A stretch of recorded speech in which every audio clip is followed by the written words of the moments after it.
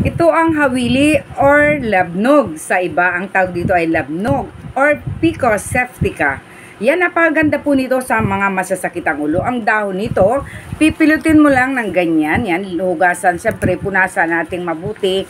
Gaganyanin nyo guys. So, yan, pilot-pilot-pilot ng ganyan. Hindi na kailangan lagyan ng langis. Then, itatapal mo yan sa iyong noo ng paganyan, pataas. Tatlo yan, sa buong ulo yan, tatlo nakatapal. Din tatalian mo na rin. At ang mga bunga nito ay maganda sa mga hirap sa pag-ihi. Yung mga may mga UTI at hirap sa pagdumi. Ang bunga nito ay nakakain at diuretic ang bunga nito. At dun sa mga nahihirapang dumumi, the best din po ito. Lalong-lalo na sa may mga rayuma. May mga rayuma, the best din po ito. Ang katas po nito ay nakakatulong. Matamis po ang katas nito. Subukan nyo lang pong makakuha nito o tumikim. Kaso po ito bubot pa kasi wala pa itong katas.